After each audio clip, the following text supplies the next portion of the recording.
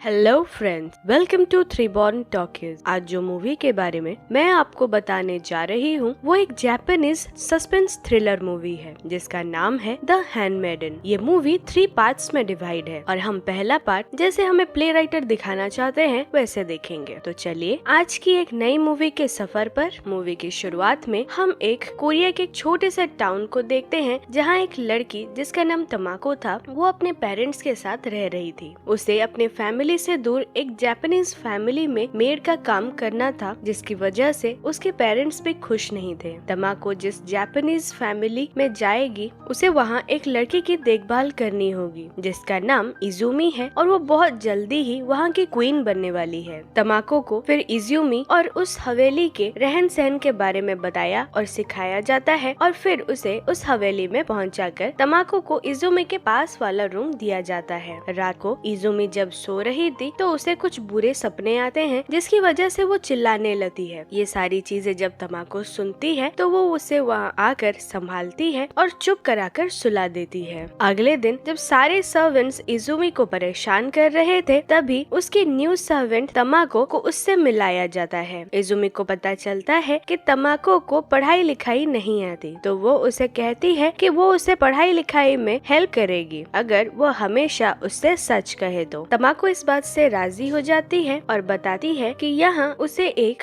Rich आदमी ने भेजा है जिसका नाम फुहीवारा है। इस फुहीवारा को इजुमी भी पहचानती थी। धीरे धीरे इजुमी को तमाको पे बिलीव होने लगता है पर जैसे ही इजुमी कहीं बाहर जाती है तो तमाको उसकी सारी चीजें देखने और पहनने लगती है। आफ्टरनून में जब तमाको इजुमी के पास जा रही थी तभी इजुमी अपने अंकल के साथ एक रूम में बैठी थी। जैसे ही तमाको उस रूम में एंटर करने लगती है तो इजुमी के अंकल उसे बाहर ही रुकने का ऑर्डर देते हैं और वो दरवाजा बंद कर देते हैं। यहाँ तमाको इजुमी का बहुत ज्यादा ध्यान रखती है और धीरे धीरे दोनों एक दूसरे से बहुत ज्यादा अट्रैक्टेड हो जाते हैं। एक दिन वहाँ फुहीवारा आता है जिसे देख सारे सर्वेंट्स तो खुश थे पर इजुमी भी बहुत ज्यादा खुश थी। वो पहली बार तमाको से मिलता है और उसे अपना काम ठीक तरह से करने के बारे में पूछता है। तभी इजुमी उसे कहती है कि तमाको बहुत अच्छी सर्वेंट है, वो उसका बहुत ज्यादा ख्याल रखती है और उसे बहुत ज्यादा हेल्प करती है। पर यहाँ हम एक ट्विस्ट देखते हैं।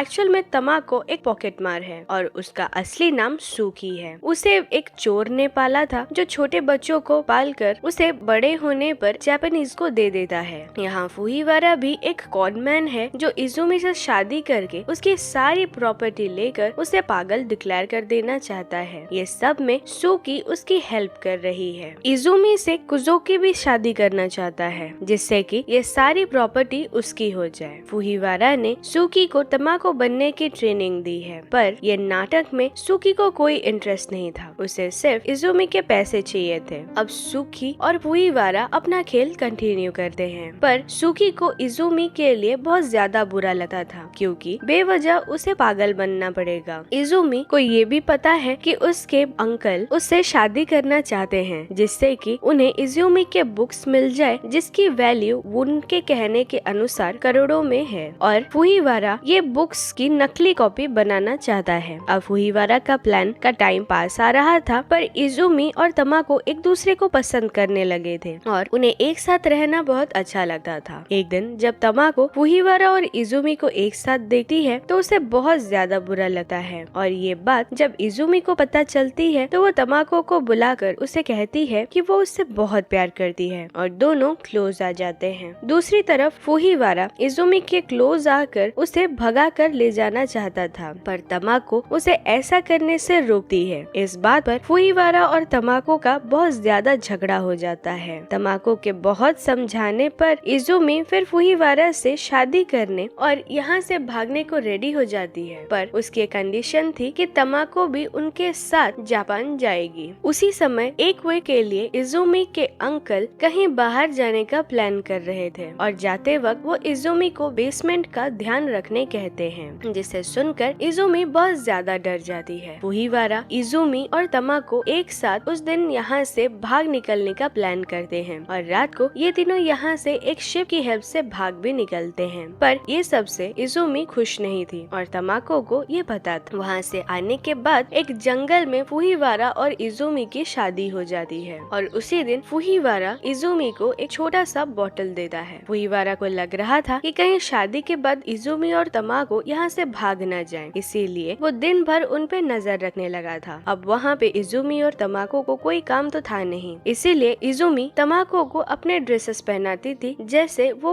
हवेली में किया करती थी। तमाको धीरे धीरे अनकंफर्टेबल फील करने लगी क्योंकि फुहिवारा ने अभी तक इजुमी को मेंटल असाइलम में नहीं डाला था, पर कुछ देर बाद इजुमी की एक्चुअल में मेंटल स्टेबिलिटी खराब होने लगी है और तभी फुहिवारा इजुमी के बुक्स और सारे पैसे लेकर आता है और इजुमी को और वहाँ की मेंटल हॉस्पिटल वालों को भी यहाँ बुला लेता है। मेंटल हॉस्पिटल वाले तमाको को कुछ क्वेश्चंस पूछते हैं और फिर तमाको और फुहिवारा इजुमी को लेकर मेंटल असाइलम जाते हैं। वहाँ पहुँचते ही हमें एक और ट्विस्ट दिखाई जाती है जहाँ एक्चुअल में इजुमी ने सर्वेंट होने का नाटक किया था और तमाको को क्वीन बनाया गया था, जिससे कि आज तमाको मेंटल असाइलम जा रही है। तमाको एक भोली सी लड़की है और इजुमी बहुत ही चालाक औरत है। कहानी के सेकेंड पार्ट में इजुमी अपना वर्जन सुनाती है और हम उसके नजरिए से मूवी देखते हैं। यहाँ हमें फुहिवारा का एक्चुअल प्लान पता चलता है। जब से इजुमी बच्ची थी तब से कुजोकी उसे टॉर्चर कर रहा था। उसे वो हमेशा एक डार्क रूम में बंद करके रखता था। इजुमी की मासी कुजोकी के लिए काम करती थी, जिसमें वो एडल्ट बुक्स को पढ़कर सभी को सुनाती, फिर वो बुक्स को सेल किया जाता था। बचपन से उसकी मौसी और कुजोकी इजुमी को भी यही सिखा रहे थे। कुजोकी उसकी मौसी और उसे दोनों को टॉर्चर करता था, जिससे कि उसकी मौसी की मेंटल स्टेबिलिटी भी गड़बड़ हो चुकी थी और वो डिप्रेशन में जा चुकी थी। उन्होंने बहुत बार वहाँ से भागने की कोशिश की, पर हर बार उन्हें रोक दिया जाता। इसी से परेशान होकर एक दिन इजुमी की मासी ने सुसाइड कर लिया। उसके बाद से ही ये काम इजुमी को करना पड़ा और वहीं उसकी मुलाकात फुहिवारा से हुई। फुहिवारा को पता चला कि ये जो बुक्स पढ़ी जाती हैं, इनकी हिस्टोरिक वैल्यू है, इसीलिए इन्हें पढ़ने के बाद इनका ऑक्शन किया जाता है। इनकी वैल्यू एक्चुअल में करोड़ों की है। ऑक्शन के बाद कुजोकी फुहिवारा से मिलने जाता है। फुहिवारा कुजोकी के लिए ये बुक्स की कॉपी बनाता था और ओरिजिनल बुक की वैल्यू में उसे बेचता था। कुजोकी ने ये ओरिजिनल बुक्स कहाँ पे रखे थे वो सिर्फ उसी को ही पता था, पर ये सारी बातें इजुमी डोर के पीछे से सुन लेती है। फुहिवारा जब कुछ दिन बाद इजुमी से बात करता है तो उसे पता चलता है कि इजुमी में तो अब कोई फीलिंग्स ही बाकी नहीं है, इसीलिए वो उसे किसी तरह अट्रैक्ट तो नहीं कर पाएगा। अब वो इजुमी को बताता है कि वो उसे यहाँ से फ्री करना चाहता है, जिससे कि उसे उसके अंकल से शादी न करनी पड़े, पर इसके बदले उसे इजुमी की पूरी प्रॉपर्टी चाहिए। यहाँ से भागने के बाद वो ये प्रॉपर्टी का आधा इजुमी को दे देगा, पर इजुमी को यहाँ पकड़े जाने का डर था क्योंकि बचपन से ही उसके अंकल ने उसे कहा था कि उन्होंने ही उसकी मौसी का मर्डर किया है क्योंकि वो यहाँ से भाग रही थी। उन्होंने ये मर्डर वेपन बेसमेंट में छुपा के रखे हैं, इसीलिए उस बेसमेंट में जाने से इजुमी सबसे ज्यादा डरती थी। ये सुनकर फुहिवारा उसे एक छोटी सी बोतल देता है जो एक्चुअल में बेहोशी की मेडिसिन थी। इसके 3 ड्रॉप से ही डेथ हो सकती थी, तो इसीलिए वो इजुमी से कहता है कि अगर वो इस सब में पकड़ी गई तो वो इससे पी लेगी, जिससे कि वो मर जाएगी और उसे बेसमेंट में नहीं जाना पड़ेगा, ना ही उसके अंकल से शादी करनी पड़ेगी। फिर इजुमी और फुहिवारा मिलकर एक प्लान बनाते हैं जिसमें कि वो एक भोली सी लड़की को सर्वेंट बनाकर लाएंगे और इजुमी की जगह उससे इजुमी के नाम से मेंटल हॉस्पिटल में डाल देंगे। इसी प्लान में बेचारी सुकी अब फंस चुकी थी। जब से सुकी इजुमी के साथ रह रही थी, दोनों एक दूसरे के करीब आ चुके थे। इजुमी ये सारा ड्रामा खत्म तो करना चाहती थी पर कभी कर न सकी। उसने इसके बारे में सुकी को भी बताने की कोशिश की, पर वो इजुमी को फुहिवारा से शादी करने की जिद कर रही थी। परेशान होकर इजुमी सुसाइड करने गई तो सही टाइम पे सुकी ने उसे बचा लिया। वहाँ इजुमी और सुकी ने एक दूसरे को अपनी सारी सच्चाई बता दी, जिससे कि दोनों ने मिलकर इन लोगों से बचने और यहाँ से भाग निकलने का प्लान बनाया। इसके बारे में सुकी के फैमिली को भी बता दिया गया। इजुमी ने सुकी को वो सारे बुक्स भी दिखाए जिसे उसे पढ़ना पड़ता था और ये बुक्स में जो चीजें लिखी थी उसे पढ़कर सुकी ने ये सारे बुक्स को और पूरे लाइब्रेरी को आग लगा दी। सुकी अब इजुमी को प्रोटेक्ट कर रही थी और ये सारी चीजें उनके प्लान के अकॉर्डिंग ही हो रही थी। अब उनके प्लान का लास्ट पार्ट आ चुका था और यहाँ फुहिवारा इजुमी को सुकी के नाम से उसे फिर से शादी करने कहता है। बताता है कि कुछ ही दिनों में सुकी को मार दिया जाएगा, जिससे कि सब ये समझेंगे कि इजुमी मर चुकी है। पर फुहिवारा को ये पता नहीं था कि सुकी के फ्रेंड्स उस हॉस्पिटल में आग लगाकर वहाँ से रात में सुकी को भगा भगाकर ले जाएंगे। रात को इजुमी फुजीवारा के वाइन में वही दवा मिला देती है जो फुजीवारा ने उसे दिया था और फुजीवारा के बेहोश होने के बाद इजुमी वहाँ से सारे पैसे लेकर सुकी के पास आ जाती है, जहाँ दोनों का भेस बदल दिया जाता है। इजुमी ने कुजोकी को एक लेटर भी लिख दिया था जिसमें उसने फुजीवारा के धोखे के बारे में लिखा था। ये धोखे के बारे में जानकर कुजोकी फुजीवारा को पकड़ लेता है और वही बेसमेंट में ले जाकर उसे खूब टॉर्चर करता है। कुजोकी फुजीवारा को बार बार यही पूछ रहा था कि क्या इजुमी और उसके बीच कुछ फिजिकल हुआ है, तो यहाँ पे फुजीवारा उसे एक पूरी फेक कहानी बताता है। वो उसे कहता है कि वो दोनों बहुत ज्यादा फिजिकल हुए हैं और पता नहीं क्या, पर सच तो ये थी कि इजुमी ने आज तक उसे खुद को छूने भी नहीं दिया था। अब वहाँ सभी इजुमी और सुकी को ढूंढ रहे थे, पर वो दोनों किसी अलग डायरेक्शन पे जा चुके थे। उन्हें ढूंढना इतना आसान नहीं था क्योंकि किसी को पता ही नहीं था कि वो दोनों कहाँ जा रहे हैं। अब फिर से हम उस टॉर्चर चैम्बर में देखते हैं जहाँ फुजीवारा कुजोकी को अपनी सिगरेट मांग रहा था। कुजोकी उसे पहले तो उसकी सिगरेट नहीं देता, पर फिर बाद में उसे उसकी सिगरेट दे देता है। फुजीवारा वो सिगरेट पीता है और उसमें मर्क्यूरी होने की वजह से फुजीवारा तो मर ही जाता है, पर कुजोकी भी उसके पॉइजनस धुएं से वही मारा जाता है। फिर हम दूसरी तरफ इजुमी और सुकी को देखते हैं जो कि यहाँ से बहुत दूर एक आजाद और एक खुशहाली जिंदगी बिता रहे हैं और यहीं हमारी मूवी खत्म हो जाती है। सो फ्रेंड्स, अगर ये मूवी आपको पसंद आई तो लाइक और कमेंट करें और ऐसी ही मूवीज आगे देखने के लिए हमारे चैनल को सब्सक्राइब करें। Bye bye.